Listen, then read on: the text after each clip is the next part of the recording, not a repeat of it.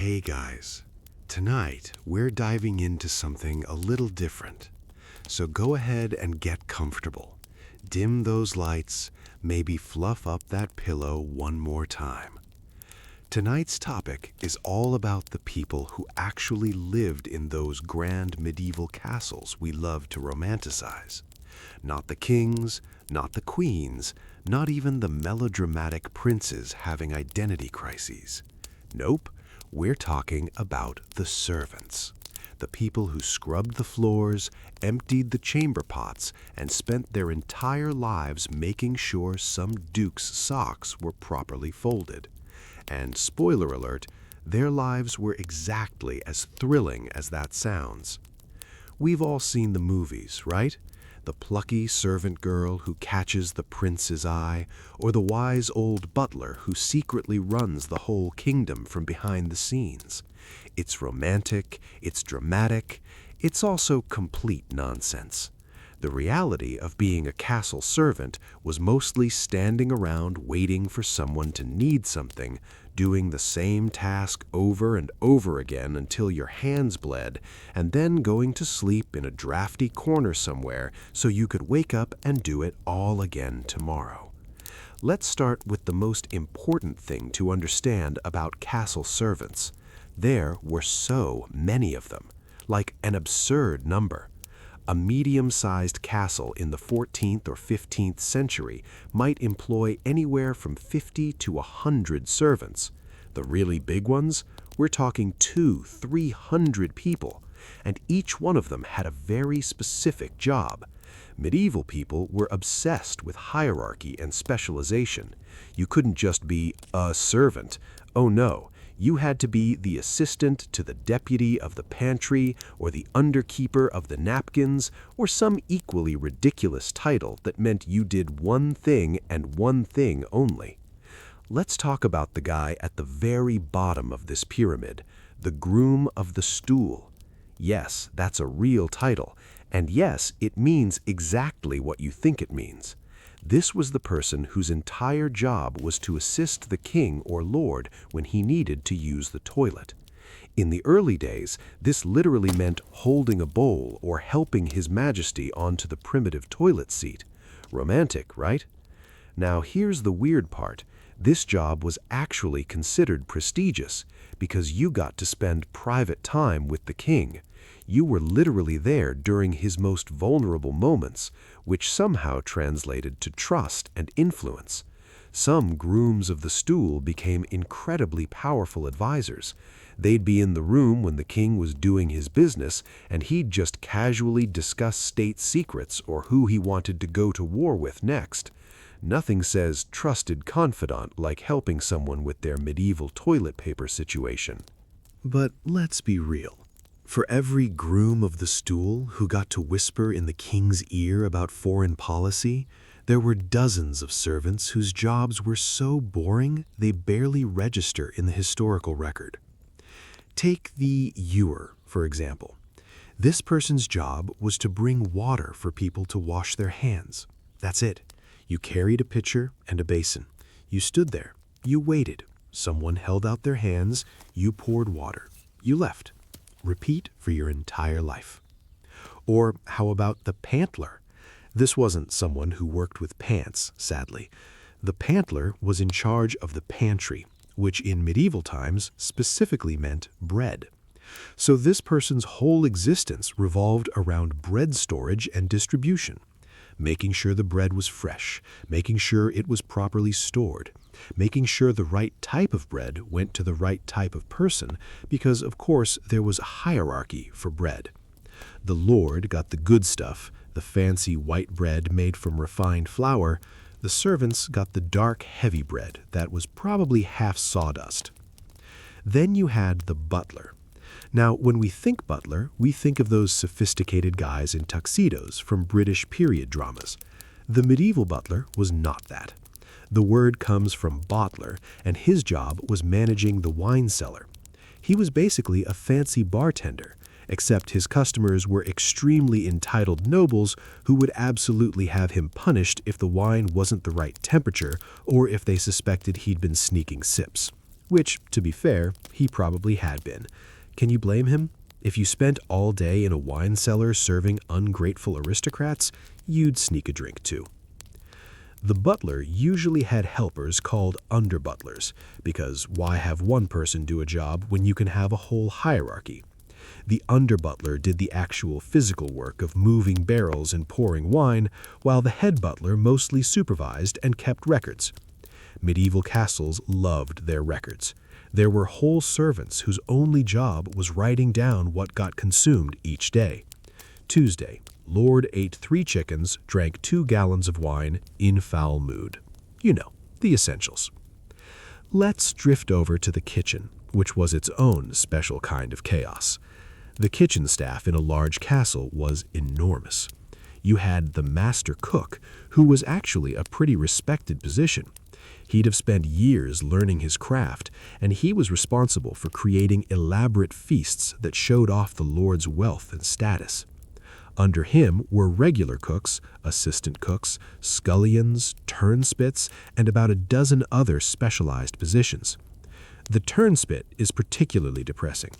This was often a child whose job was literally to turn the spit over the fire so the meat would cook evenly, for hours, just standing there in the scorching heat, turning a handle, watching a dead animal slowly rotate. Some kitchens eventually started using dogs for this. They'd put a dog in a wheel, like a hamster, and the dog would run to turn the spit. This was considered an improvement in efficiency. The dog's opinion was not recorded. Scullions were the lowest of the low in the kitchen. They scrubbed pots, hauled water, plucked chickens, and did all the dirty work nobody else wanted to do. They were usually young boys, and it was absolutely brutal work. The kitchen was unbearably hot. The hours were endless, and you were constantly being yelled at by everyone above you in the hierarchy, which was everyone. But at least kitchen servants got to eat relatively well. They had access to food, and while they weren't eating the fancy stuff from the Lord's table, they weren't starving either.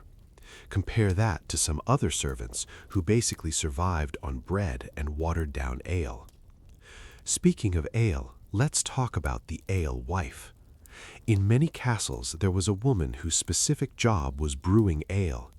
This was actually important because medieval people drank ale with pretty much every meal. The water wasn't safe, so everyone from children to elderly folks drank weak ale instead. The alewife would brew massive quantities of this stuff, and she had to know what she was doing. Bad ale could make people sick, and then she'd be in serious trouble. But good ale, that might earn her a slightly less drafty place to sleep. Might. Now let's float up the hierarchy a bit, to the chamberlain. This was one of the more important servant positions.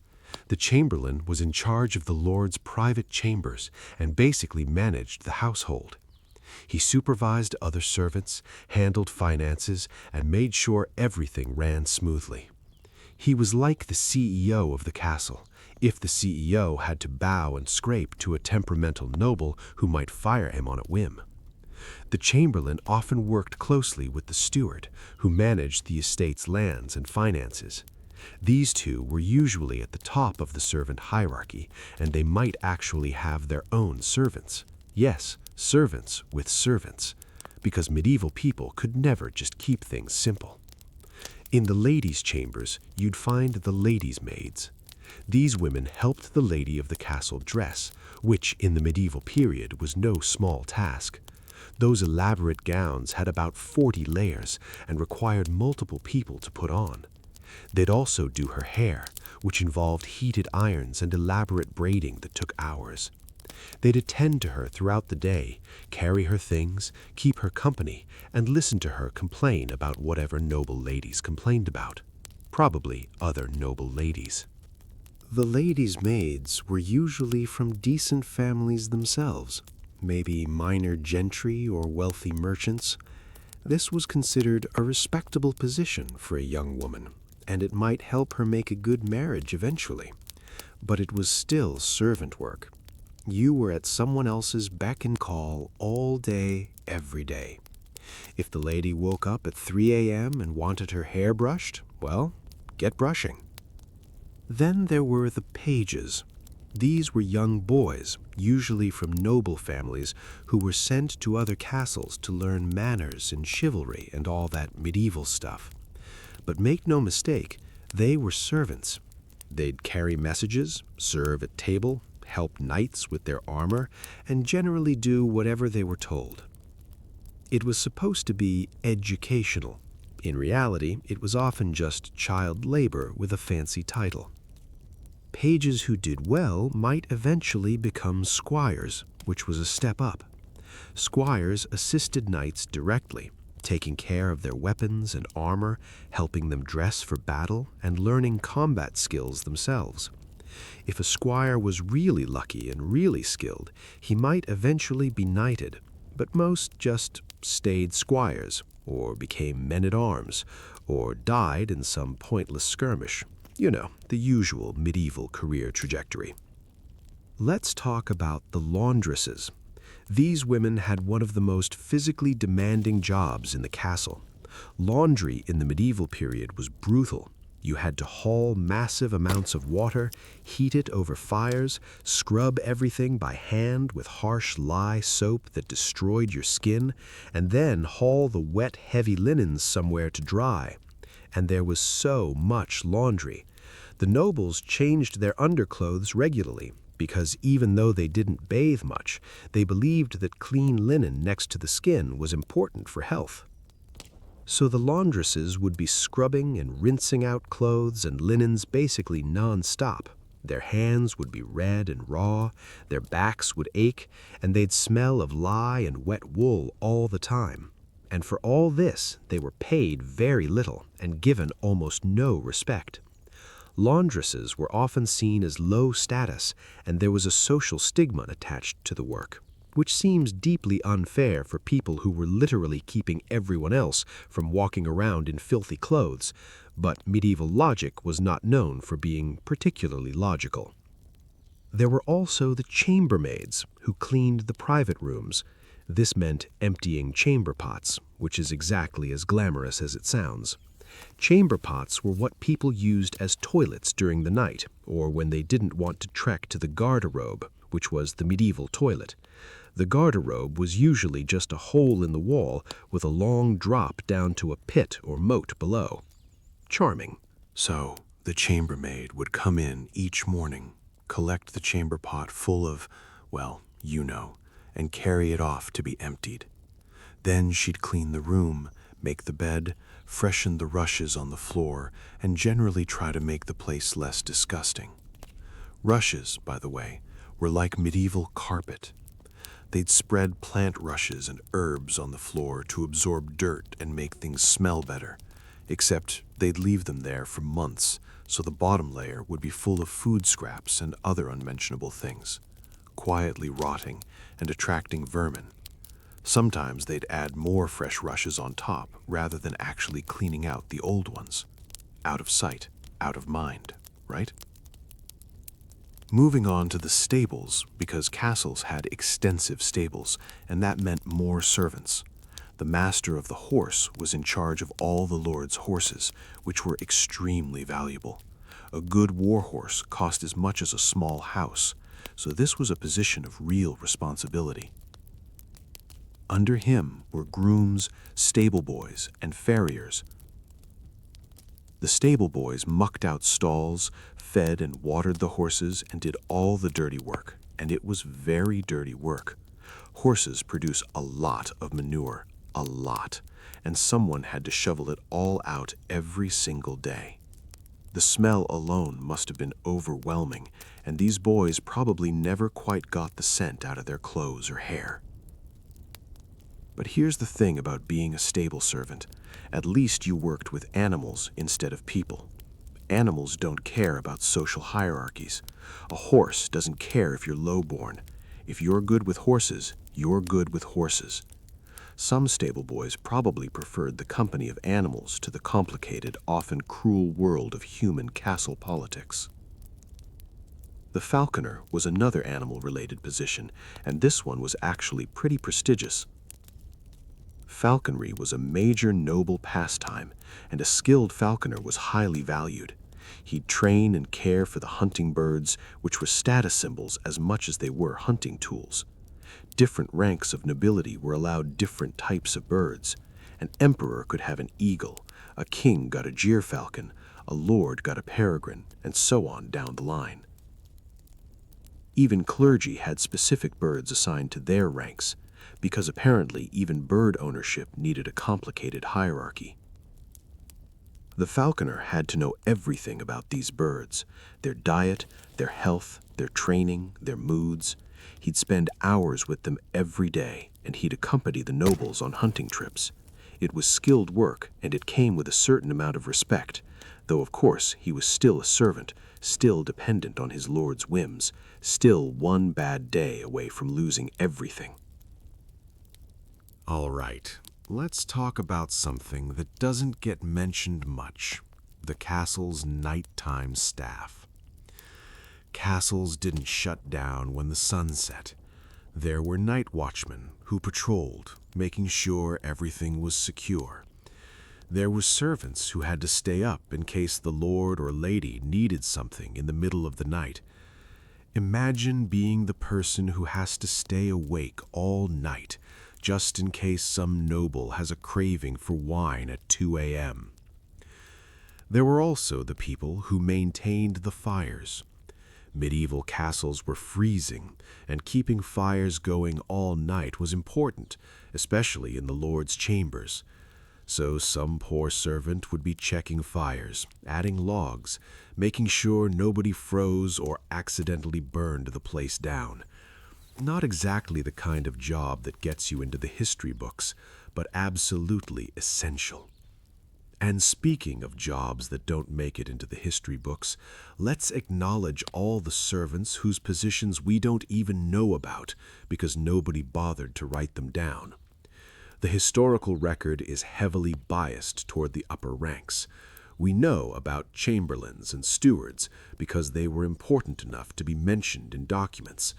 But the lowest servants, the ones doing the dirtiest, hardest, most essential work, often they're completely invisible to history. We know they existed. We know there were people hauling water, emptying waste, scrubbing floors, killing rats, and doing 1,000 other thankless tasks. But their names are lost. Their stories are lost. They lived and worked and died, and history didn't even bother to write down that they were there. Which is kind of the theme of this whole thing, isn't it? Medieval servants were the people who made medieval life possible, who did all the actual work, and they're footnotes at best. Meanwhile, we know exactly which king married which princess and what color tapestry was in the great hall. So, tonight, as you drift off to sleep, spare a thought for the medieval pantler carefully organizing bread, for the turnspit boy slowly rotating in the heat, for the laundress with her raw, aching hands, for the chambermaid carrying chamber pots at dawn. Their lives were boring, repetitive, and hard, and they're the ones who actually kept the whole ridiculous medieval system running. Now let's talk about something that sounds almost romantic, but really wasn't: the minstrels and entertainers. You might think, oh, how nice, they got to perform and bring joy to the castle. Sure. They also had to perform on command, whenever the Lord felt like it, regardless of whether they were tired or sick or just really not in the mood. And if the Lord didn't like the performance, well, that could go badly. Minstrels were usually employed by the household, which meant they were servants just like everyone else. They might get slightly better treatment than a scullion, sure, but they were still at the mercy of their employer's mood. They'd play during meals, during celebrations, sometimes just because the Lord was bored on a Tuesday afternoon. They had to know hundreds of songs, be able to improvise and read the room carefully. Play something too somber and you'd ruin the mood. Play something too cheerful when the Lord was grieving, and you might be dismissed. Court jesters, or fools, had an even weirder position. They were supposed to be funny, to entertain, to make people laugh. But they also had this strange social permission to mock people and speak truth to power, as long as they did it in a way that seemed like a joke. It was a dangerous balancing act. A skilled fool could get away with saying things that would get anyone else locked up or worse. But a fool who misjudged his audience could find himself very suddenly unemployed, or worse than unemployed. And here's the thing about being a fool. You were expected to be on all the time. You couldn't just clock out and be a normal person. You were the entertainment, the comic relief, the human punching bag for everyone else's amusement.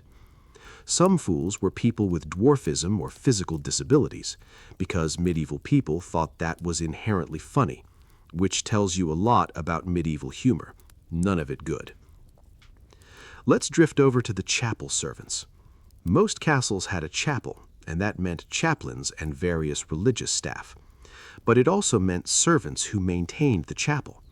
Someone had to clean it, arrange the candles, prepare the altar, polish the religious items, and generally keep everything properly reverent. These servants had to be especially careful because everything in the chapel was symbolic and sacred. You couldn't just dust the altar like you dust a table. There were specific ways things had to be done, specific levels of respect required. And if you messed up something religious, that wasn't just a work mistake. That was potentially a sin.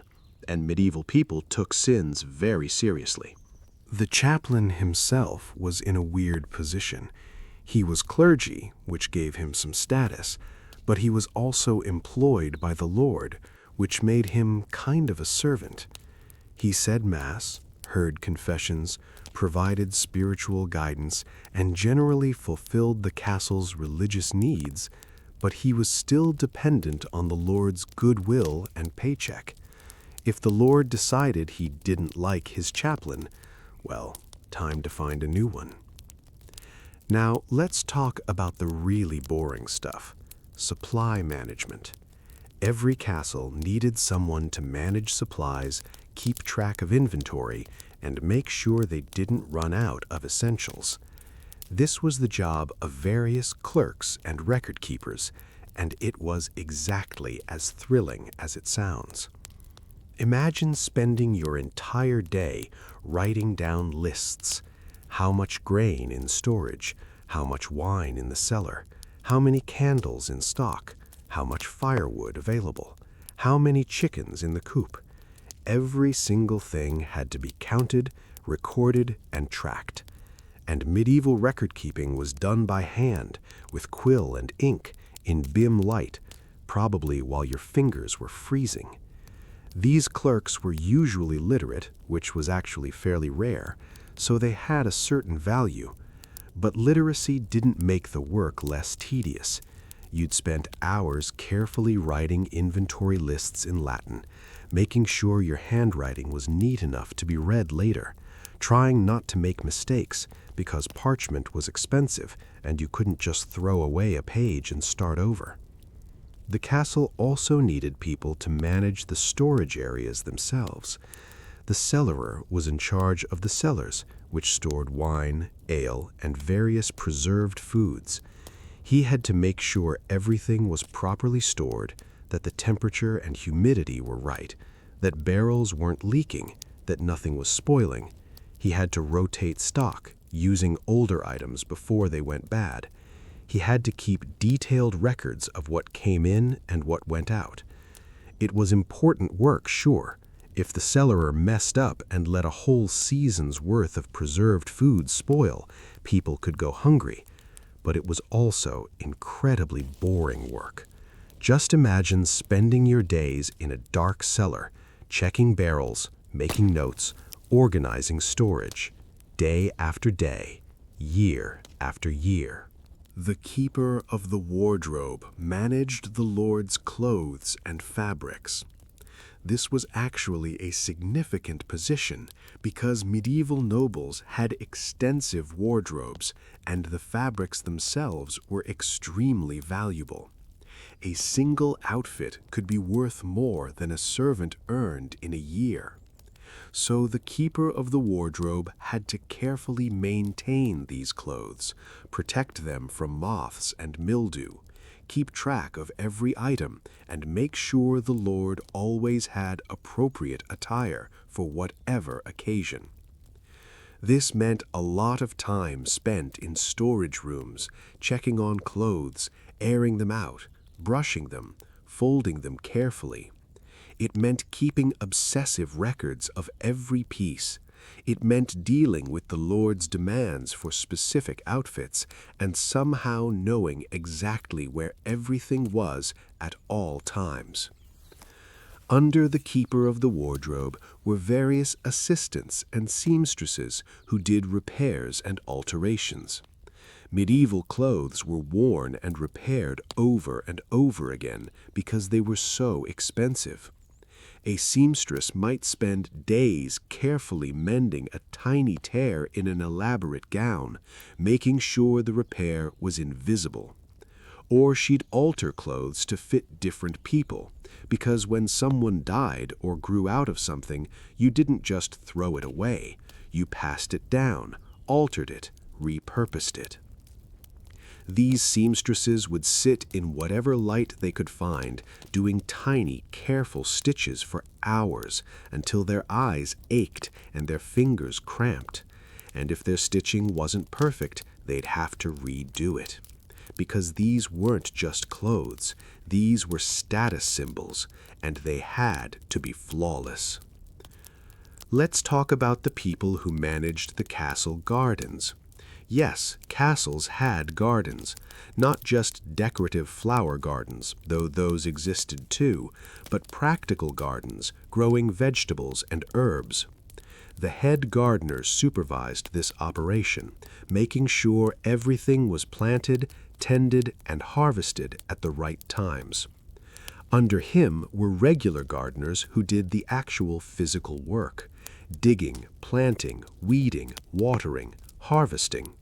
It was agricultural labor, which meant it was backbreaking and endless. Weeds don't take days off. Pests don't care about your aching muscles. You worked in all weather, from early spring through late fall, trying to coax food out of the ground. There were also specialized positions, like the herbalist, who grew and prepared medicinal herbs.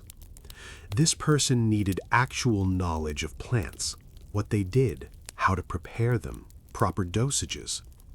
Medieval medicine was largely based on herbs, and while a lot of it was nonsense, some herbs genuinely did help with various ailments. The herbalist had to know the difference and had to be careful, because some plants could heal and others could poison. The castle orchard, if there was one, had its own keeper. Fruit trees need specific care, pruning, protection from pests.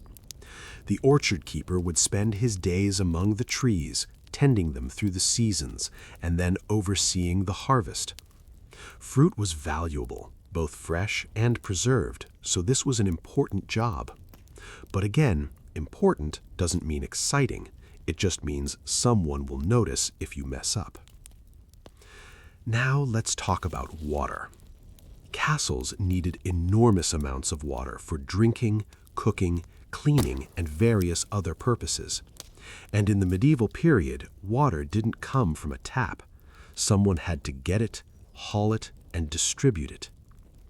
Water carriers were usually among the lowest servants.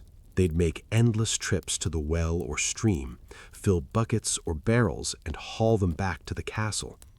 Water is heavy, very heavy. A full bucket of water weighs a lot, and you might carry dozens of them every day. Your shoulders would ache, your back would scream, your hands would blister from the bucket handles. And it was never-ending work. The kitchen always needed more water. The laundry needed massive amounts. The horses needed water. People needed drinking water. You'd haul water all day, and the next morning you'd wake up and haul more water for years, possibly for your entire life. Some castles had wells inside the walls, which was convenient for defense and slightly less brutal for the water carriers. But many didn't, which meant hauling water from outside, possibly quite a distance. And if the castle was on a hill, which many were for defensive reasons, that meant hauling heavy water uphill, multiple times a day, every day. The people who maintained the castle infrastructure itself often go unmentioned, but they were essential. Someone had to repair walls, fix roofs, maintain the stairs, replace rotting wood, and generally keep the physical structure from falling apart. These were the castle's craftsmen and laborers, carpenters, masons, plasterers, thatchers. They weren't usually permanent servants in the same way. Often they'd be brought in as needed for specific projects, but larger castles might keep a few craftsmen on permanent staff for ongoing maintenance. Because castles were constantly falling apart in small ways. Stones would crack, mortar would crumble, wood would rot, roofs would leak. Maintaining a medieval castle was a never-ending battle against decay. These craftsmen had more independence than typical servants. They had specific skills that were valued, and they might work for different employers over time. But while they were working at a castle, they still had to follow the Lord's authority. They still had to follow orders, meet deadlines, and hope they'd be paid fairly, which didn't always happen. Let's float back inside to talk about the people who served meals. This was a whole elaborate process involving multiple servants with specific roles. The sewer, which has nothing to do with sewage and comes from the French word for to seat, was in charge of seating arrangements and overseeing the serving of meals. He'd direct the other servants, make sure courses came out in the right order, and generally coordinate the whole production. Because medieval noble meals were productions, especially feast days. Multiple courses, elaborate dishes, everything presented in a specific order according to strict protocol. The sewer had to know all of this and make sure it happened smoothly. He'd be rushing around, coordinating with the kitchen, directing the servers, making sure the Lord was happy with the pacing and presentation. The actual servers who brought food to the table had to follow strict etiquette. They had to know how to carry dishes properly, how to present them, how to serve without getting in anyone's way. They had to be basically invisible unless needed. Stand against the wall until you're needed. Come forward when called. Serve with the right hand. Don't make eye contact. Don't speak unless spoken to. Don't drop anything. For the love of all that's holy, don't drop anything. If you were serving at a high table with important nobles, the pressure was even worse. These weren't just meals, they were displays of wealth and power. Everything had to be perfect. The servers would be standing for hours, arms tired from holding heavy platters, feet aching, trying to not show any discomfort because that would be inappropriate. And then there were the food tasters. Some paranoid nobles employed someone whose job it was to taste their food before they ate it, to make sure it wasn't poisoned.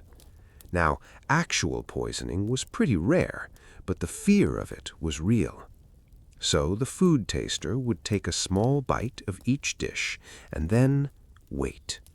Wait to see if they got sick or died. Imagine that being your job. Every meal is potentially your last. Sure, most of the time everything was fine, but the entire point of your position was that maybe it wouldn't be fine, and you'd be the one to find out the hard way. It's like being a professional guinea pig, except guinea pigs probably had better job security. Let's talk about the messengers and runners. Castles were big, sprawling places, often with multiple buildings and lots of distance between different areas. When the lord in the great hall wanted to send a message to the steward in the counting room, someone had to physically go deliver that message, That was the messenger's job. You'd spend your day literally running back and forth, carrying messages, fetching people, delivering orders. It was like being a medieval email system, except you had to use your actual legs. Noble wants to summon someone? Run and get them. Message needs to go to the kitchen? Run to the kitchen. Someone in the stables needs to know something? Better start running. It was particularly annoying in winter when everything was freezing and you had to keep going outside and back inside, outside and back inside, or in rain, or in any kind of bad weather. The messages didn't stop just because it was unpleasant. The porter controlled the castle gates. He decided who got in and who didn't, which sounds like a position of power, but really he was just following orders.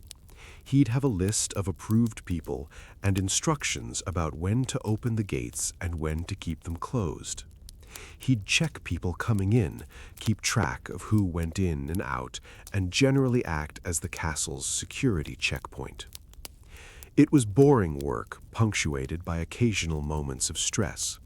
Most of the time, it was just sitting by the gate, watching people come and go.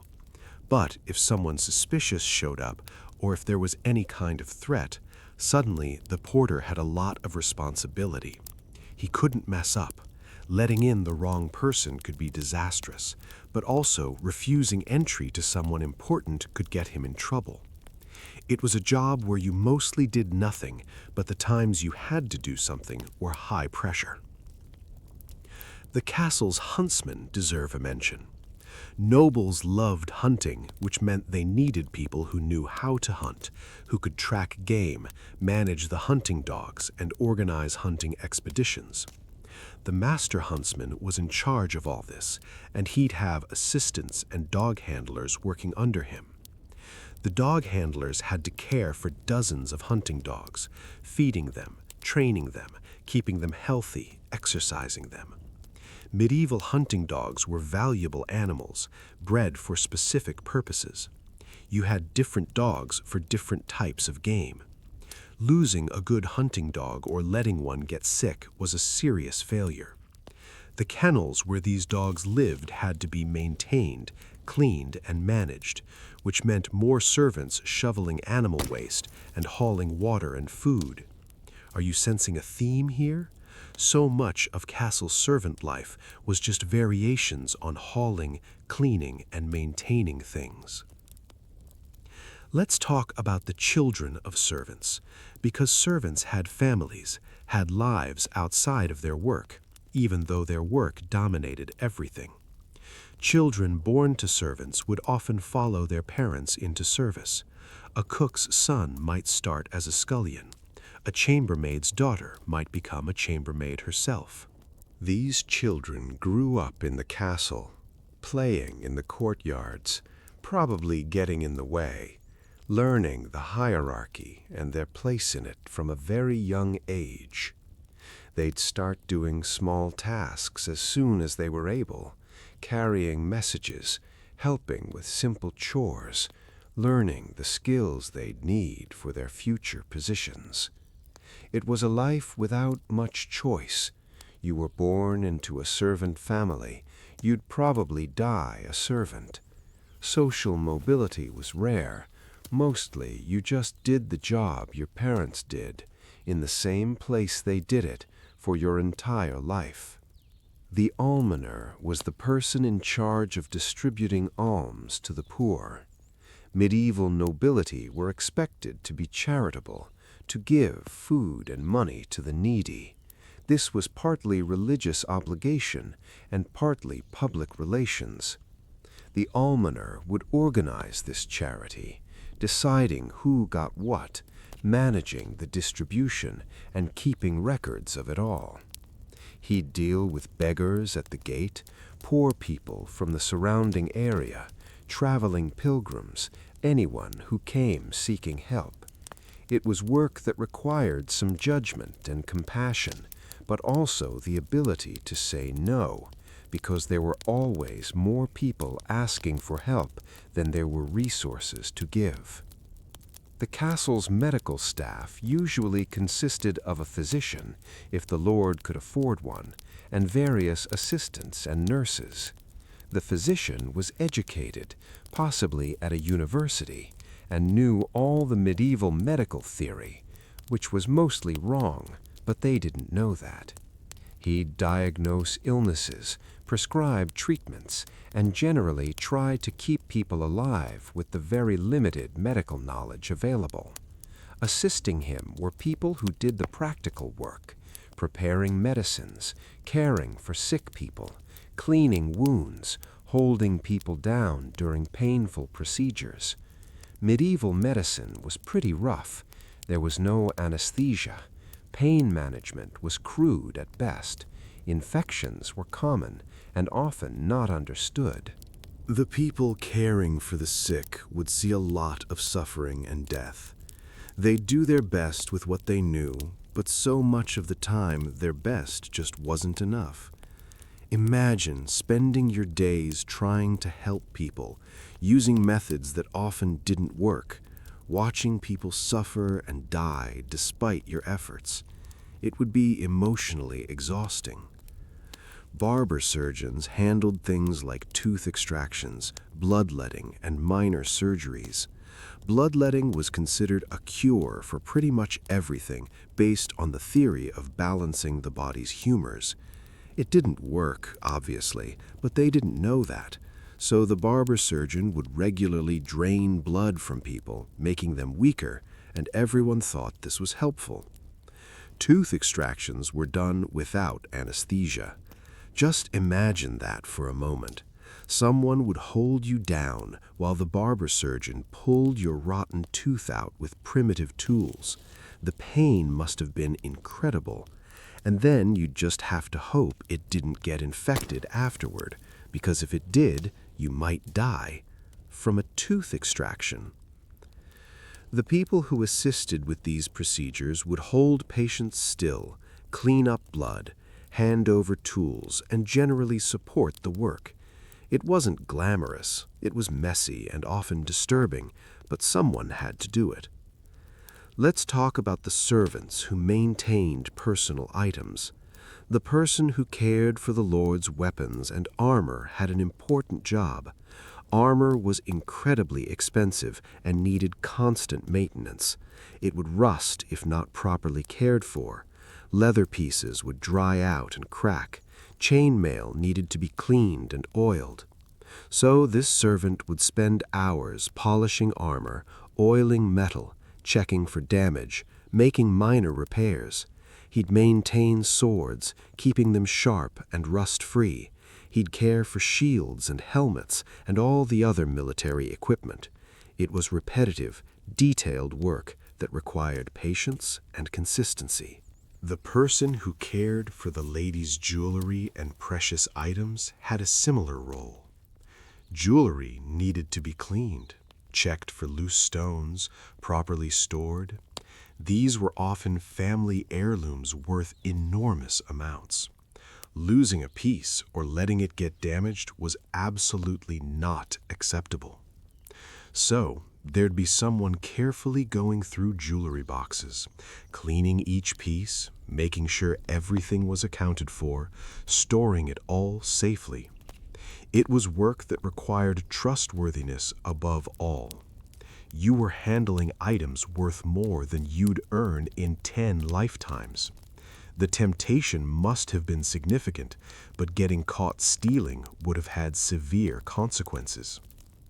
Castle servants who worked in any position handling valuables were constantly under suspicion. It was just assumed that servants would steal if given the chance.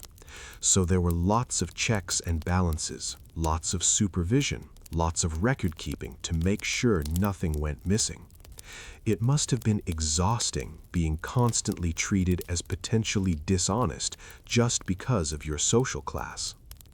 The servants who cleaned the public rooms had to deal with the mess left by nobles and guests who had no incentive to be neat. Medieval people threw bones and food scraps on the floor during meals. They'd spit on the floor, They'd let their dogs run around making messes, and then servants would clean it all up. The great hall would be filthy after a feast. Food everywhere, spilled drinks, general chaos. Servants would come in after everyone left and scrub it all down, replace the dirty rushes, make everything presentable again. By the time the nobles came back the next day, it would look fine again. They probably never thought about the hours of work that went into that transformation. Living quarters for servants were usually cramped and uncomfortable. Lower servants might sleep in the hall itself, just rolled up in a blanket on the floor or on a bench. Higher servants might get a small room, but it would be shared with several others.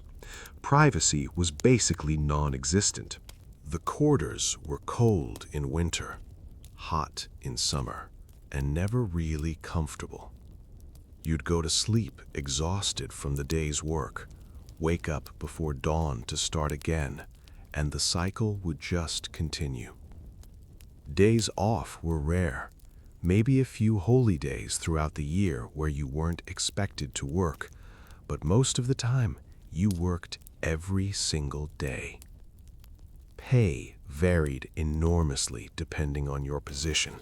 The higher servants, like stewards and chamberlains, might be paid quite well, relatively speaking.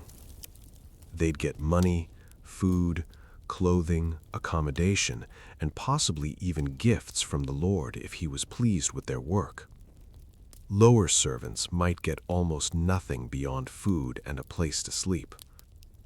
Money wages for the lowest positions were tiny when they existed at all. Some servants were paid partially in old clothes handed down from the nobles. You'd get the Lord's old tunics, worn and patched, and that would be part of your compensation. You'd wear dead men's clothes or clothes from someone who'd gotten fatter and needed new ones, and you'd be expected to be grateful for it. Food for servants was plain and repetitive: bread, pottage, occasional meat, weak ale. The nobles ate elaborate, spiced dishes with multiple courses. The servants ate whatever was cheap and filling. Day after day, the same basic meals. Sometimes you'd get leftovers from the noble table, and that would be a treat. Actual variety, different flavors, but mostly it was just simple, boring food meant to keep you working. And yet, despite all this, being a castle servant was often better than the alternatives. Peasants working the land had brutal lives too. In the castle, you at least had a roof over your head, regular meals, some degree of security. It wasn't good, but it could be worse. Some servants even felt loyalty to their lords and the household they served. They'd work for the same family their entire lives, serving multiple generations. There could be genuine relationships, genuine care, even across the class divide, though of course the relationship was never equal. The Lord could dismiss you at any time. You had very little recourse if treated badly. But humans are social creatures. We form attachments even in difficult circumstances. A chambermaid might genuinely care about the lady she served, might feel protective of her, might grieve if something happened to her. A servant who'd worked for the same family for decades might feel like part of it in a weird, subordinate way. The problem was that this loyalty was rarely reciprocated equally. A lord might feel some fondness for a long-serving servant, might give them gifts or better treatment. But when push came to shove, the servant was expendable. Economic troubles? Dismiss some servants. Political changes? Out with the old household, in with the new. Elderly servants who could no longer work were in a precarious position. If they'd served loyally for years, a generous lord might let them stay on, giving them light duties and continuing to provide for them. But if the lord died and his heir didn't feel the same obligation, or if the household fell on hard times, those old servants might be turned out with nowhere to go. There were some institutions, like almshouses, that might take in elderly or disabled former servants, but spaces were limited, and many old servants ended up destitute, dependent on charity after giving their entire lives to serving someone else. So, there you have it, the boring, hard, repetitive, occasionally heartbreaking reality of being a castle servant. They kept the whole medieval world running, and in return, they got a place to sleep and enough food to keep working. Their names are mostly lost to history, their individual stories rarely recorded. They were just the background, the infrastructure, the people who didn't matter enough to write about. And yet, without them, none of the history we do know about would have been possible. Now, let's talk about the seasonal nature of castle work. Because a servant's life wasn't just repetitive day to day, it was also repetitive year to year, with the same seasonal patterns happening over and over again.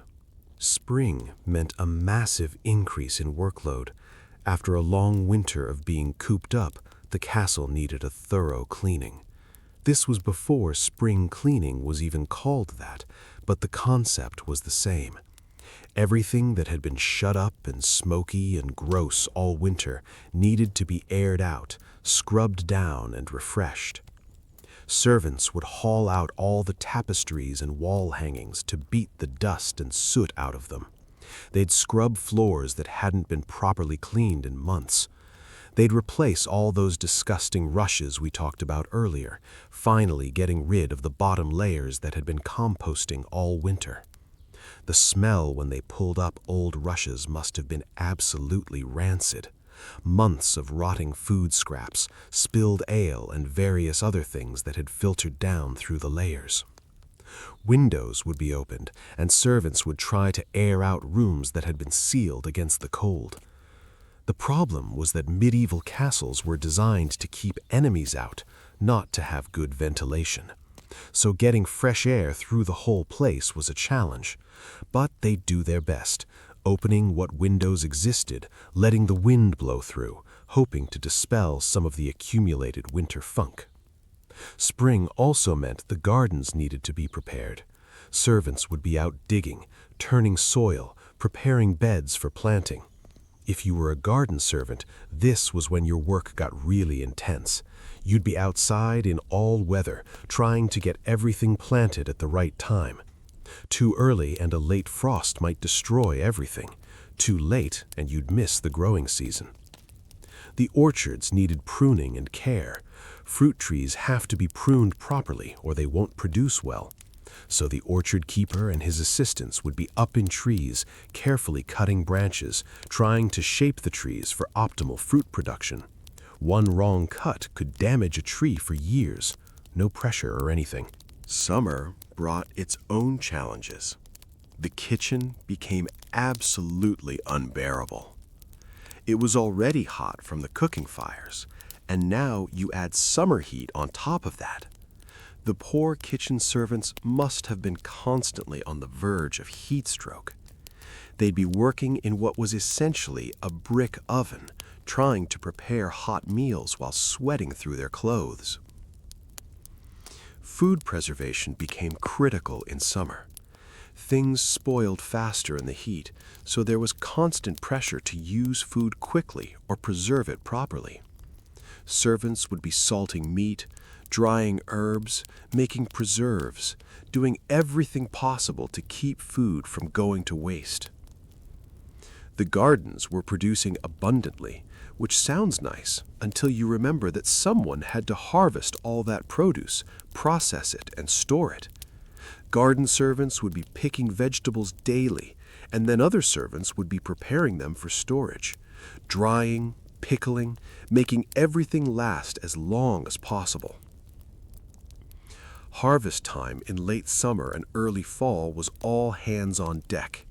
Even castle servants who normally worked inside might be pressed into service helping with the harvest.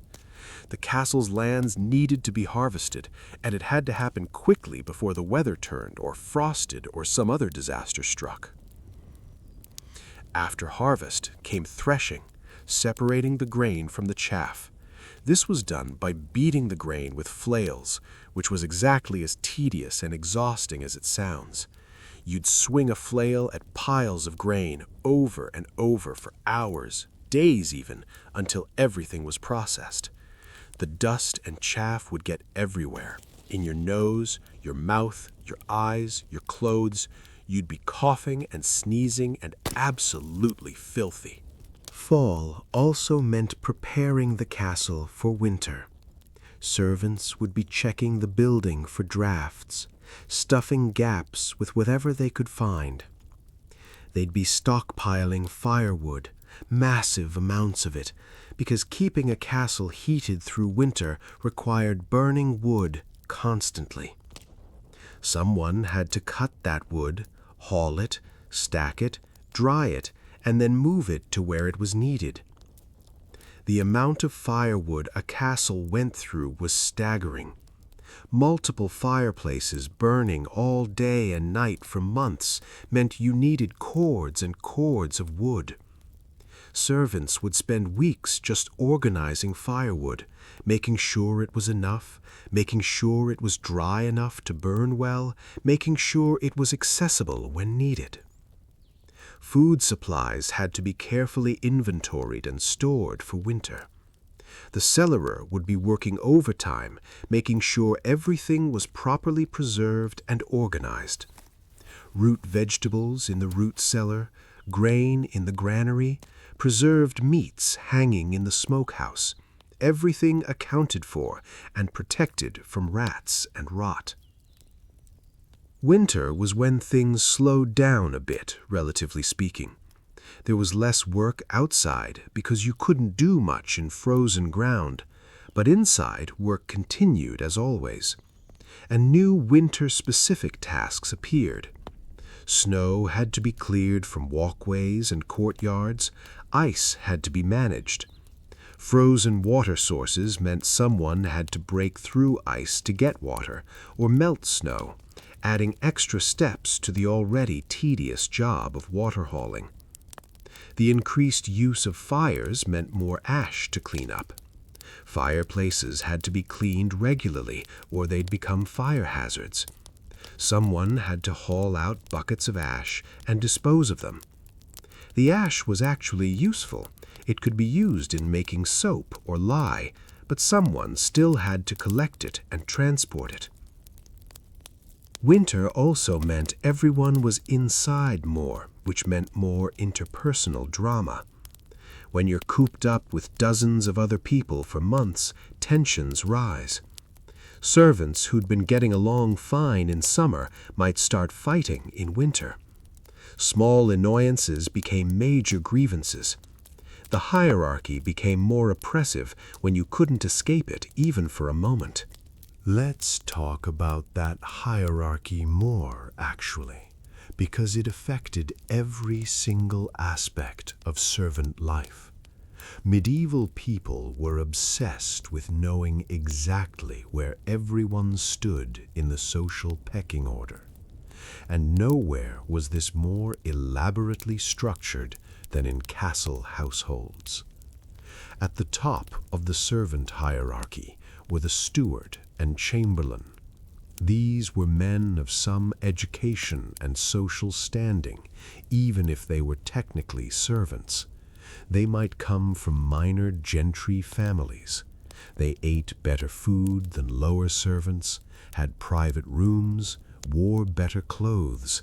They had authority over everyone below them. Then came the specialized upper servants, the master cook, the head butler, the keeper of the wardrobe, the master huntsman. These people had skills and responsibilities that gave them status. They supervised others and reported to the steward or chamberlain. Below them were regular skilled servants, cooks, grooms, experienced chambermaids, the falconer's assistants, anyone who had a specific skill but wasn't in charge of a whole department. Then came the basic servants, the generic maids, the regular servers, the stable hands, the garden workers, people who did necessary work but weren't particularly skilled or important. And at the very bottom were the scullions, the water carriers, the children just starting out, the people doing the dirtiest and hardest work for the least reward. This hierarchy was rigid, and everyone knew their place. An upper servant would never eat with lower servants. They'd have separate tables, separate food even. The idea of a chamberlain sitting down to eat with a scullion would have been absurd to medieval minds. And the servants themselves enforced this hierarchy as much as the nobles did. An experienced chambermaid would be offended if someone treated her the same as a new girl just starting out. She'd worked her way up, earned her position, and she wanted that recognized. This created constant jockeying for position. Servants would compete for better jobs, better treatment, any small advancement they could achieve. Getting promoted from scullion to assistant cook was a big deal. It meant better food, slightly better pay, more respect from other servants. But it also meant there was no solidarity among servants as a class. They were too busy trying to climb over each other to present a united front against the nobles who employed them all. Which, of course, was convenient for the nobles. Hard to organize resistance when everyone's fighting among themselves for scraps of status. Disputes between servants were common. Arguments about who was supposed to do what, who had authority over whom, who got which sleeping space, who deserved the better leftovers from the Lord's table. The steward or chamberlain would have to mediate these disputes, making judgments about household squabbles like some kind of household judge. Punishments for servants who messed up or misbehaved varied depending on the offense and the mood of whoever was in charge. For minor infractions, you might just get yelled at. For more serious problems, you might lose pay, lose your position, or be physically punished. Yes, physically punished. Beating servants was considered perfectly acceptable. If a servant seriously messed up, they might be whipped or struck. This wasn't seen as abuse, it was seen as normal discipline. Servants were property, more or less, and you disciplined your property however you saw fit. The threat of dismissal was always hanging over everyone. Lose your position at the castle, and you might not find another one. You might end up destitute. So servants lived with this constant anxiety, knowing that one mistake, one moment of bad luck, one change in their lord's mood could destroy their entire life. Some servants stole. Of course they did. They were surrounded by wealth while living in poverty. The temptation must have been enormous. A piece of silver, some food from the kitchen, a bit of fabric, small things that might not be missed, or so they hoped. Getting caught stealing was very bad. Depending on what was stolen and who caught you, punishments could range from dismissal to physical punishment to actual legal consequences. Theft was a serious crime, and servants were watched carefully because everyone assumed they'd steal if given the chance. But here's the thing. The nobles were also stealing from the servants in a way. They were taking their labor, their health, their entire lives, and giving back the bare minimum needed to keep them working. But that wasn't called theft. That was called the natural social order. Let's talk about servants during wartime, because castles were military installations, and sometimes they came under attack. When a castle was besieged, the servants were trapped inside along with everyone else, and their workload would actually increase during a siege. Someone had to manage the supplies, carefully rationing food and water to make everything last as long as possible. Someone had to prepare food for the defenders, haul water to put out fires, care for the wounded, maintain the castle while it was under attack. The servants did all of this while also being in danger themselves. Sieges could last months. Imagine being a servant trapped in a castle, watching supplies dwindle, knowing that if the castle fell, you might be killed or enslaved, and meanwhile, you still had to do your job. Still had to serve meals, still had to empty chamber pots, still had to keep everything running while the world was potentially ending outside. If the castle did fall, servants might be treated as spoils of war. They might be kept on to serve the new lord, or they might be turned out, or they might be taken as prisoners. They had no control over their fate. They were just there, hoping whoever won would let them survive. During times of plague, which happened periodically throughout the medieval period, servants were in particular danger. They couldn't isolate themselves. They had to keep working, keep serving, keep doing their jobs even as people around them got sick and died. When someone in the castle fell ill, servants had to care for them, had to go into sick rooms, handle contaminated items, expose themselves to infection. They didn't understand how disease spread, didn't have proper protective measures. They just had to hope they wouldn't catch it. And many did catch it. Plague would tear through castle households, killing servants and nobles alike. Though of course servants probably died in higher numbers because they were more exposed, less well fed, and living in cramped conditions that helped disease spread. After someone died, servants had to prepare the body, clean the room, deal with all the aftermath. Had to do this while grieving if it was a fellow servant, or while maintaining professional composure if it was a noble. Death was everywhere in the medieval world, and servants dealt with it constantly. Let's talk about the rare free time servants had. Holy days and feast days sometimes meant reduced work, though someone still had to prepare the feast and serve it and clean up afterward. But maybe after that you'd have a few hours to yourself. What did servants do with free time? Some would sleep because they were chronically exhausted. Some would gamble, playing dice games for small stakes. Some would drink because ale was available and numbing your misery for a bit probably seemed appealing. Some servants would have relationships with each other. Romance happened even among exhausted, overworked people.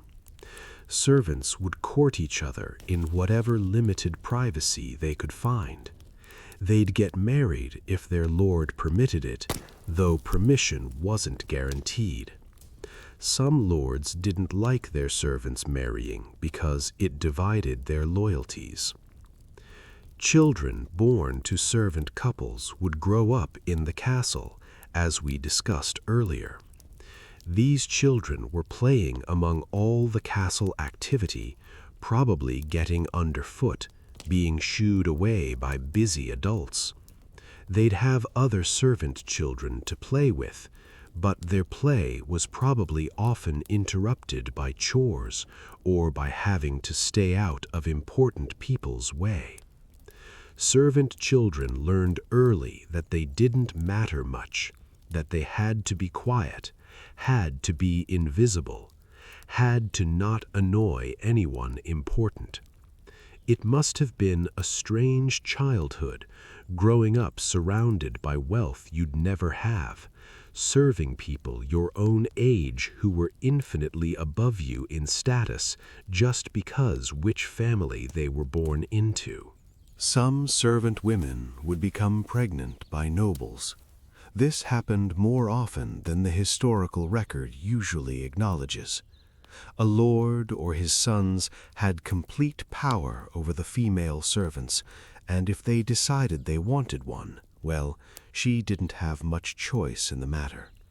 Sometimes these relationships were genuinely consensual, or as consensual as they could be given the massive power imbalance. Sometimes they weren't consensual at all. Either way, if a servant woman got pregnant, she was in trouble. She might be dismissed, thrown out to deal with the pregnancy and baby on her own, or she might be allowed to stay, but would face stigma and difficulty.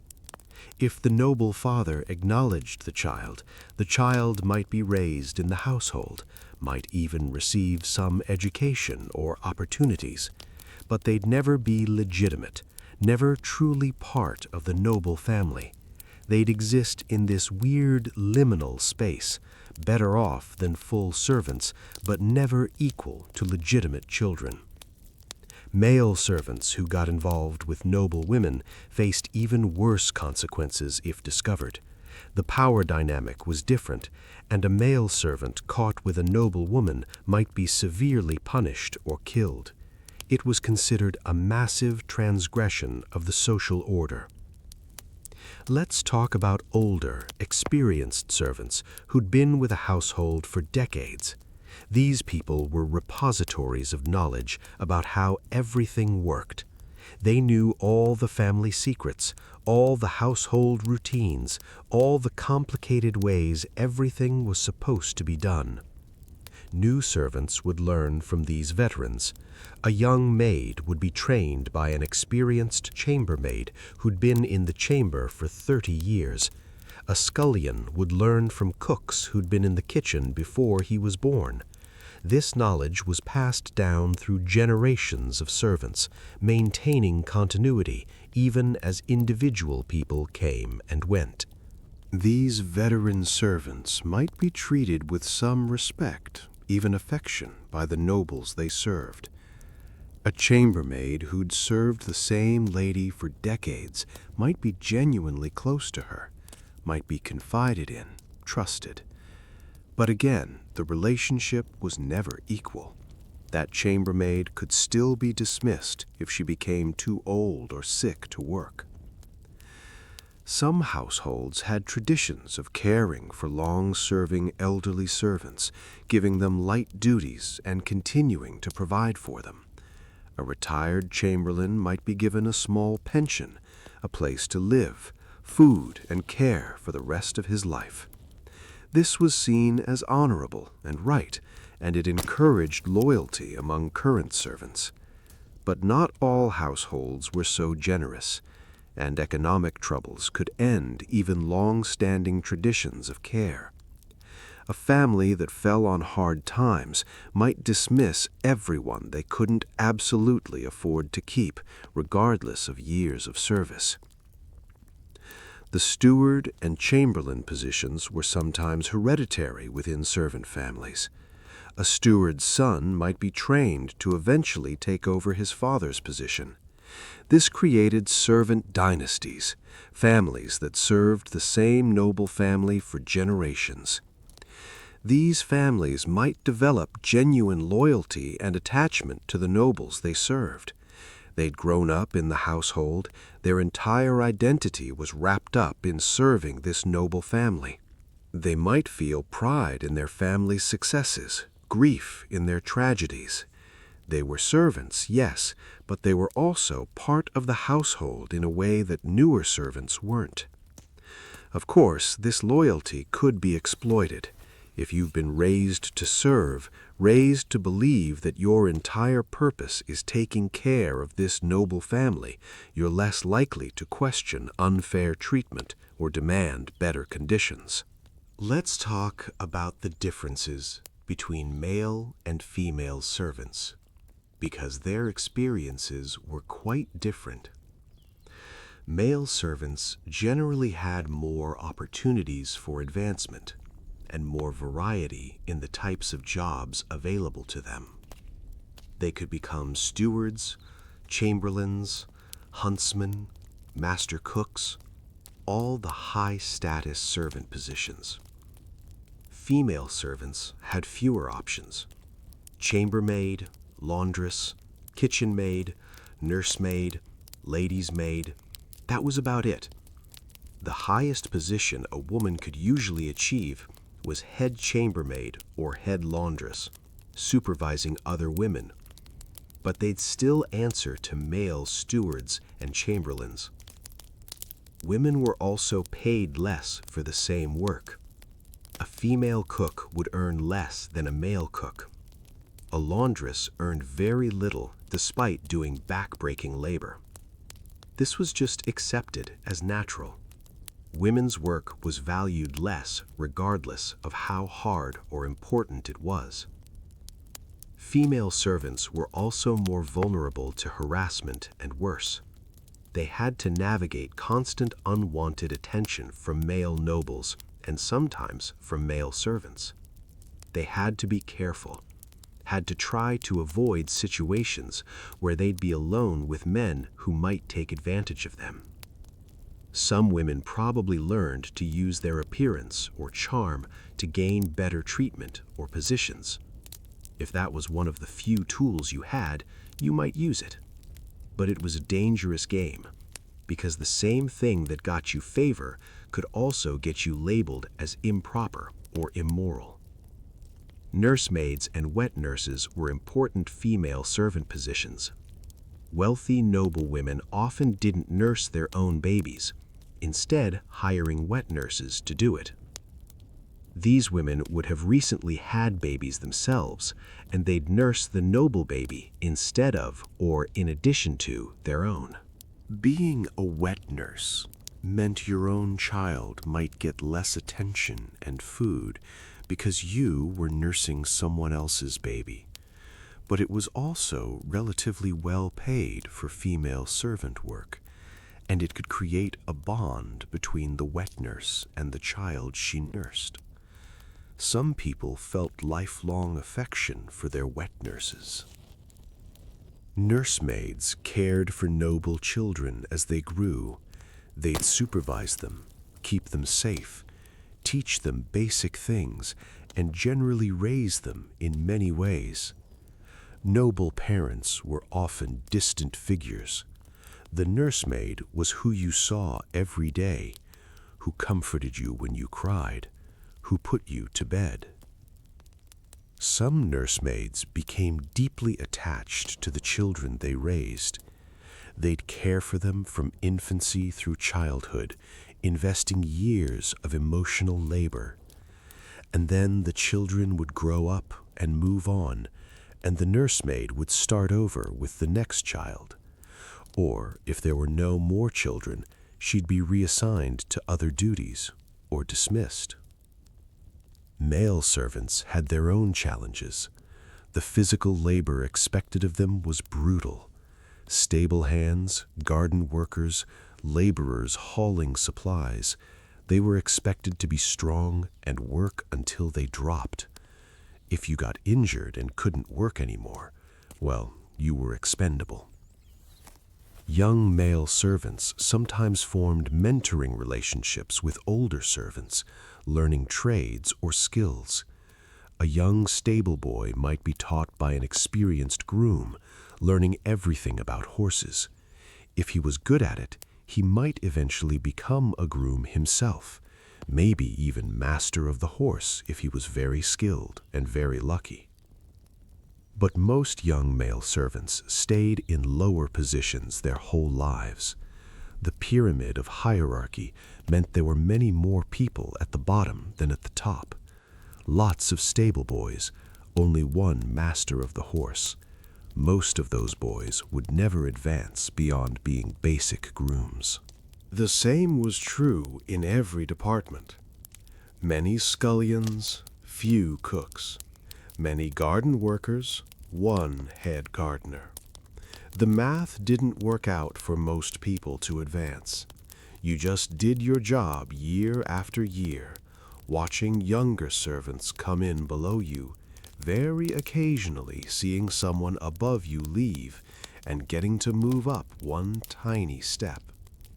Some servants were disabled or had chronic health problems from years of hard labor, bad backs, damaged joints, hands twisted from repetitive work, all kinds of physical issues that were just considered normal wear and tear on a human body.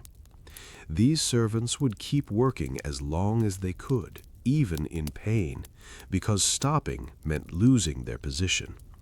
They'd push through, doing their jobs while hurting, because the alternative was destitution. Medieval medicine couldn't help much with chronic pain.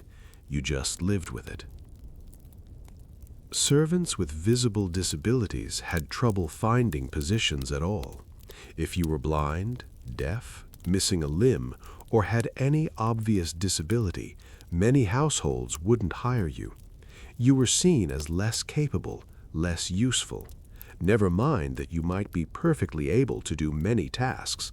The prejudice was there.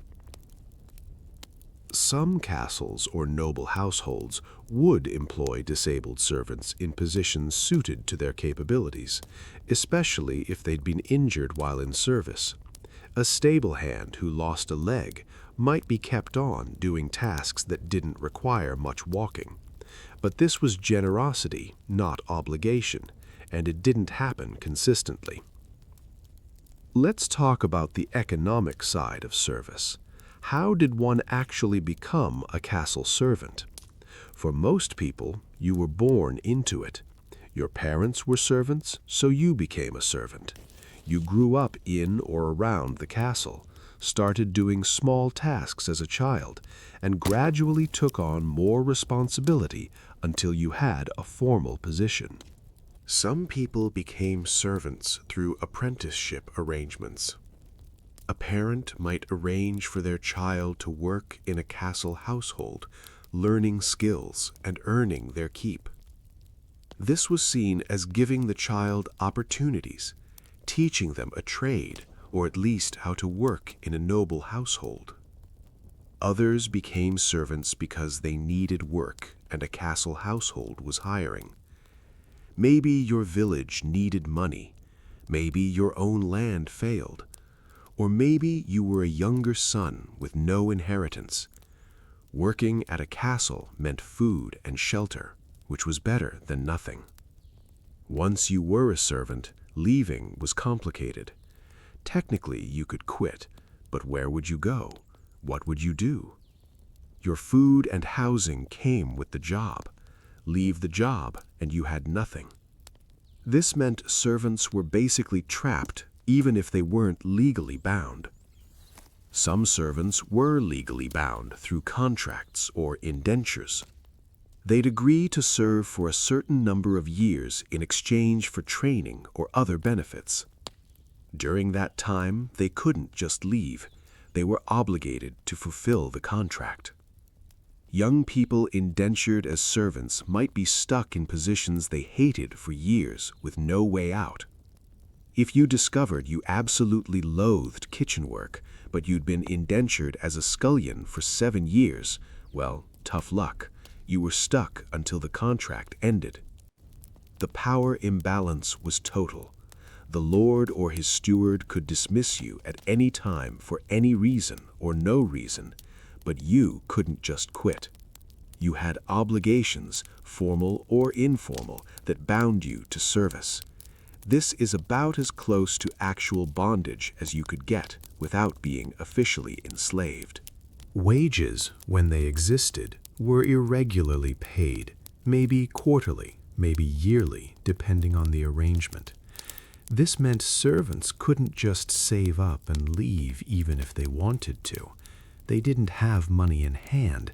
They had a promise of eventual payment, and they had to trust that payment would actually happen. Sometimes it didn't. Lords who had financial troubles might just not pay their servants. What were the servants going to do about it? They had no recourse, no way to force payment. They could leave, but then they'd have worked for nothing, and they'd still need to find food and shelter somewhere. The servants who were paid best were the ones with rare skills. A truly excellent cook could demand higher wages because he was harder to replace. The master huntsman, the falconer, the head butler, these specialized positions came with better compensation because the skills required weren't common. But the vast majority of servants did work that anyone could do with minimal training: hauling water, scrubbing floors, serving food. These didn't require special skills, which meant those servants were completely replaceable and had no leverage to demand better treatment or pay.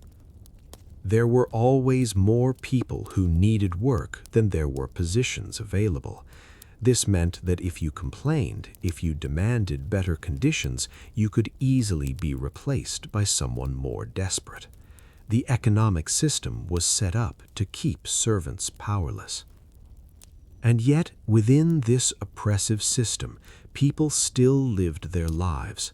They still formed friendships, fell in love, found moments of joy. They'd gather in the evenings and tell stories, sing songs, share gossip. They'd celebrate when one of their own got married or had a baby. They'd mourn together when someone died. The resilience of ordinary people is kind of remarkable. Given lives of endless drudgery and hardship, they still found ways to be human, to connect with each other, to make meaning out of their experiences. It didn't make their circumstances okay, but it shows that the human spirit persists even in very difficult conditions. Servant culture had its own traditions, its own stories, its own ways of understanding the world. These rarely made it into the historical record because servants weren't writing chronicles or histories. But we know from occasional glimpses that servants had their own community, separate from but parallel to the noble world they served. They'd pass down tricks and shortcuts for making work easier, ways to get stains out of fabric, ways to make fires start faster, ways to stretch food further. This practical knowledge was valuable and was carefully taught to new generations of servants. They'd warn each other about difficult nobles, about which lords were fair and which were cruel, about which positions to seek and which to avoid. This information network helped people navigate the system, find better positions when possible, avoid the worst situations. And they'd comfort each other through the hard times. When someone's child died, when someone was dismissed unfairly, when someone was punished harshly, the other servants would offer what support they could. They understood each other's lives in ways the nobles never could or would. So yes, the lives of castle servants were boring, repetitive, hard, and unfair. But they were also fully human lives, with all the complexity and connection that implies. These weren't just background characters in someone else's story. They were people, living the only lives they had, making the best of very limited options. And with that thought, let's drift forward through more servant stories and experiences. There's still so much more to cover about these invisible people who made medieval life possible. Let's talk about the religious lives of servants, because religion was absolutely everywhere in the medieval world, and it affected servants just as much as everyone else. Maybe more, actually, because religion often taught that your position in life was God's will, and you should accept it humbly. Servants were expected to attend chapel services. Depending on the household, this might mean daily mass in the castle chapel, or at least services on Sundays and holy days. This was theoretically time away from work, except it wasn't really. It was a required obligation, and you had to be appropriately reverent and behaved. The chapel had its own hierarchy, naturally. The nobles sat in the good seats up front. Higher servants might have designated places. Lower servants stood in the back or were crammed into whatever space was left. Even in prayer, even before God, the social order was maintained. Servants were expected to be pious, to pray, to confess their sins regularly. The castle chaplain would hear confessions, which meant he knew everyone's secrets and struggles. This could be comforting, having someone to talk to about your problems, but it also meant your private thoughts and actions were potentially known to someone who reported to your employer. Some servants were genuinely devout. Religion offered meaning and hope in lives that were otherwise pretty bleak. The promise of heaven, of reward in the afterlife for suffering patiently in this life, probably brought real comfort to people who had very little comfort otherwise. The church taught that all work was holy if done in the right spirit. So scrubbing floors could be an act of devotion. Emptying chamber pots could bring you closer to God if you did it humbly and without complaint. This was convenient theology for the people benefiting from all that labor, of course, but for servants it might have made the work feel more meaningful. Holy days meant reduced work, theoretically. The medieval calendar had dozens of saints' days and feast days when labor was supposed to cease.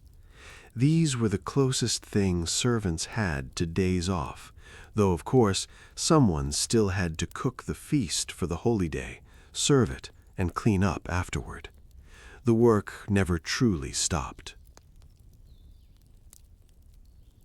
Some servants made pilgrimages during their lives.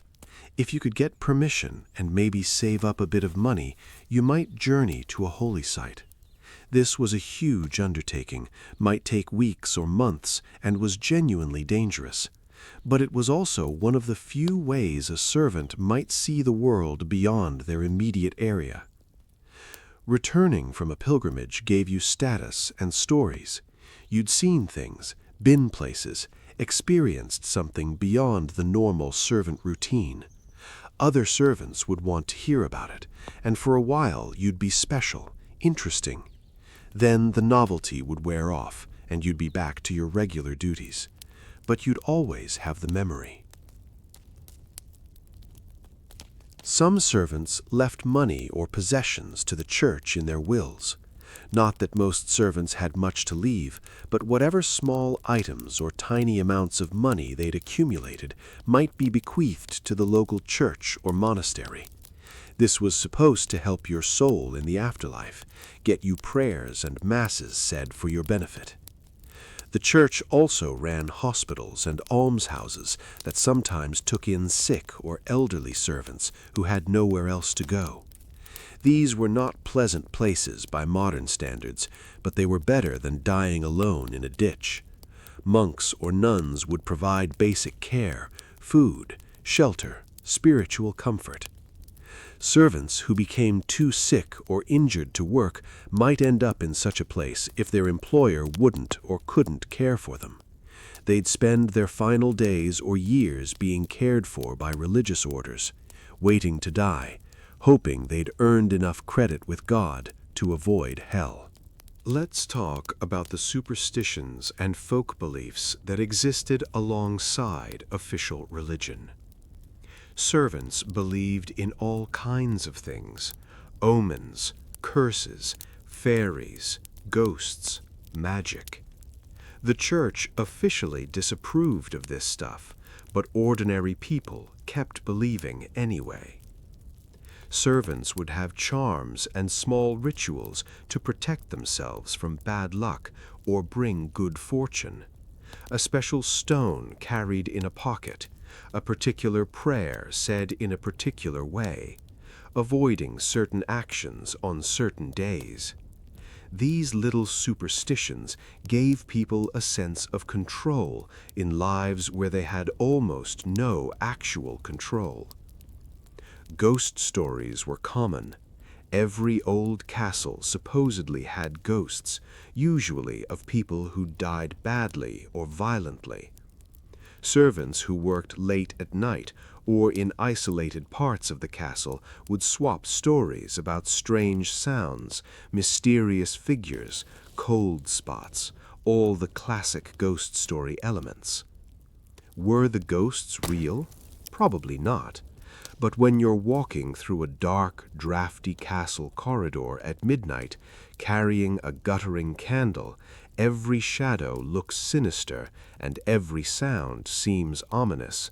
Your mind plays tricks, and if you've grown up hearing ghost stories, you're primed to interpret ambiguous experiences as supernatural. Some servants claimed to have second sight or prophetic dreams. These people might be consulted by other servants about the future, about what certain dreams meant, about whether a particular undertaking would succeed. The nobles might officially scoff at this, but some of them secretly consulted the same people. Healing charms and folk remedies were passed down through generations. The herbalist might know the official medical uses of plants, but regular servants would know folk remedies too. Chew this leaf for a toothache. Make a tea from this root for a stomachache. Put this poultice on a wound to prevent infection. Some of these remedies actually worked because plants do contain medicinal compounds. Some were useless but harmless. Some were probably actively harmful. But when you're a servant with no access to a physician, folk medicine was all you had. Women servants in particular preserved and passed down this knowledge. They'd help each other through illnesses, through childbirth, through the various physical problems that came with hard labor. They'd share remedies and techniques, building a parallel medical system outside the official male-dominated medicine. Let's talk about what servants wore. Clothing was expensive in the medieval period, and servants didn't have much of it.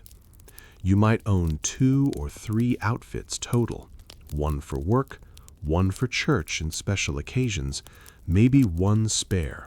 That was it. Work clothes were simple, sturdy, and practical. For men, a tunic and hose, maybe a leather apron for dirty work. For women, a simple dress, an apron, a head covering, because uncovered hair was considered improper for women, especially married women. These clothes would be mended and patched until they literally fell apart. A tear would be sewn up, a worn spot would be patched. You'd wear the same garments until they were more patch than original fabric. Nothing was wasted because you couldn't afford to waste anything. Servants' clothes were usually undyed or dyed with cheap, dull colors. Browns, grays, muddy greens. The bright, vibrant colors came from expensive dyes that servants couldn't afford, so you could tell someone's status at a glance just by looking at their clothes. Some households provided livery, uniforms in the Lord's colors, for servants who interacted with guests or represented the household publicly. This was a mark of belonging to that household, but it also marked you as a servant, as someone's property in a way. Shoes were expensive, and many servants went barefoot when possible to save their shoes for when they really needed them. Walking on cold stone floors barefoot, standing in the cold, working outside in all weather without proper footwear, foot problems must have been common and chronic. In winter, servants layered what clothes they had, trying to stay warm, but when you only own a few garments, you can only layer so much. Many servants were just cold all the time for months. Chilblains, frostbite, the constant ache of being unable to get properly warm. Personal possessions for servants were minimal. You might have a wooden bowl and spoon for eating, maybe a comb, a small knife for utility purposes. If you were lucky, a spare pair of hose or an extra shift. Possibly a few items of sentimental value, a token from a loved one, a small religious item, something from your past. These few possessions would be kept in a small chest or bag, everything you owned in the world fitting in a space about the size of a modern shoebox.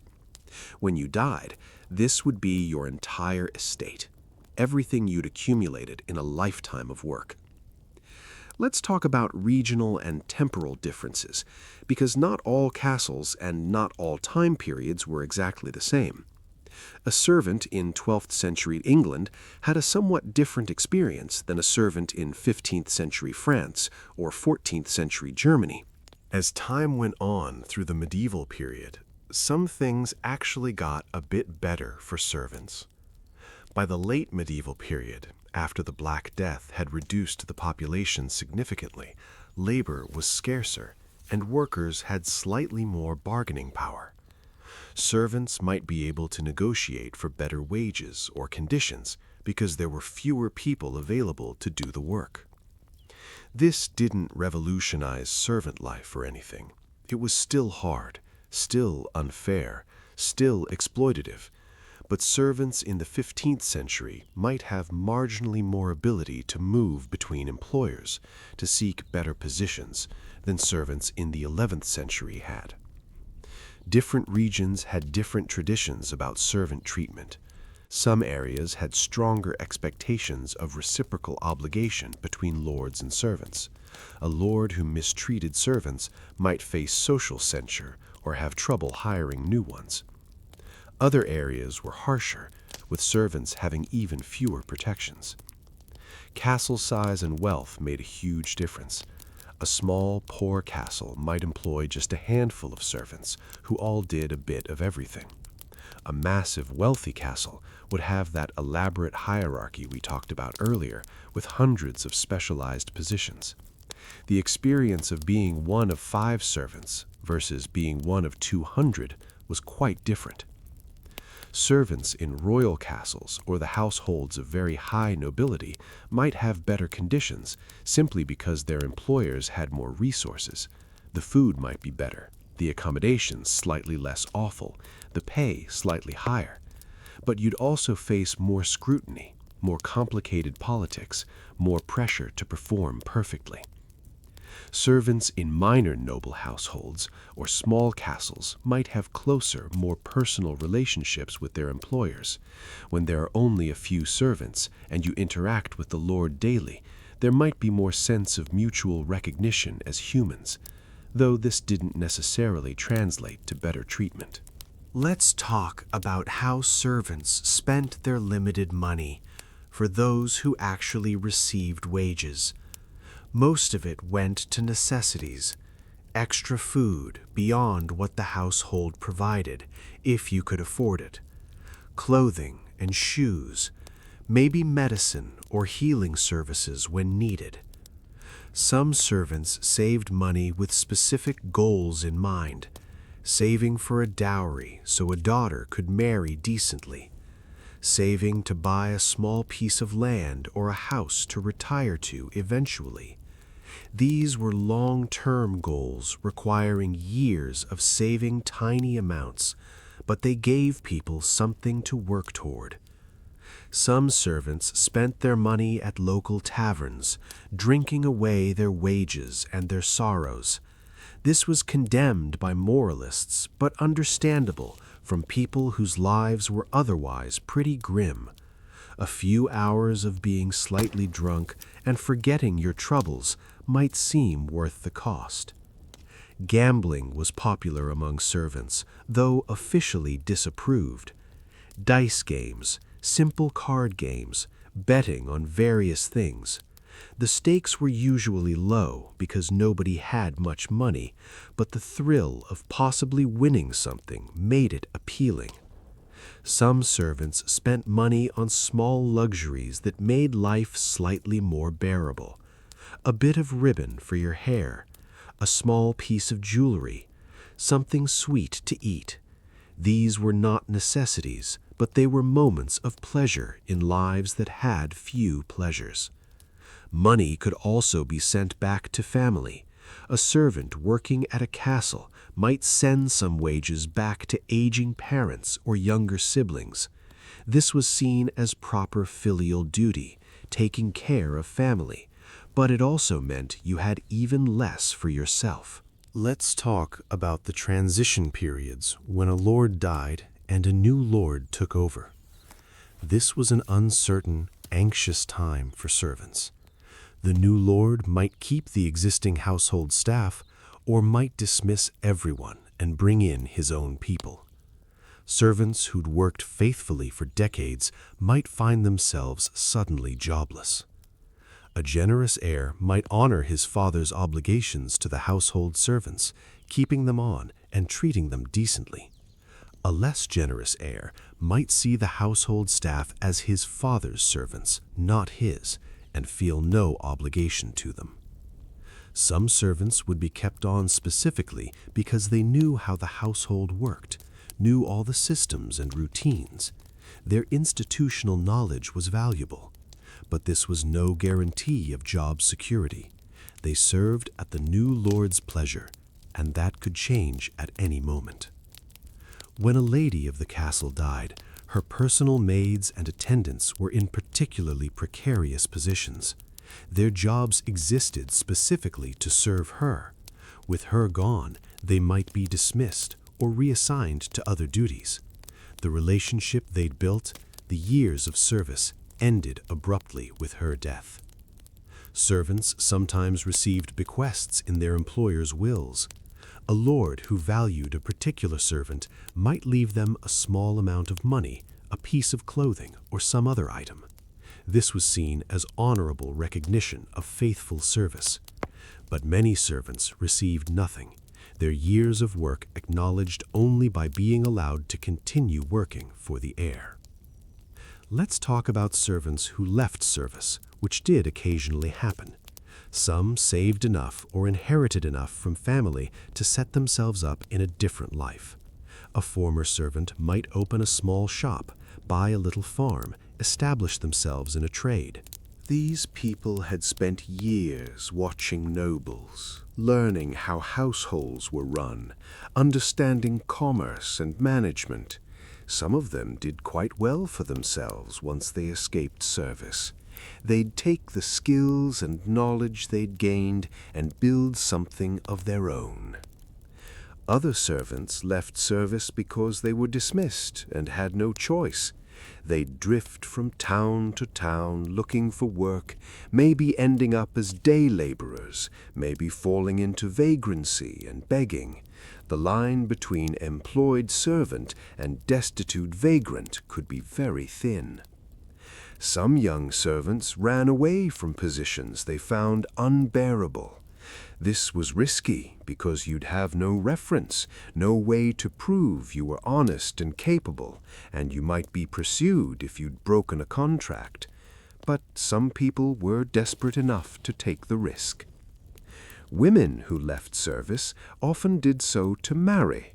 A servant woman might marry a craftsman or a farmer, becoming a wife instead of a servant, though of course being a medieval wife was its own kind of servitude, just to a husband instead of to a lord. Men who left service might join the military, become merchants' assistants, enter religious orders, or find work in towns. The medieval economy was complicated, and there were various niches where a literate, disciplined former servant might find a place. Let's talk about what happened to servants as the medieval period wound down and the early modern period began. The castle system was slowly changing.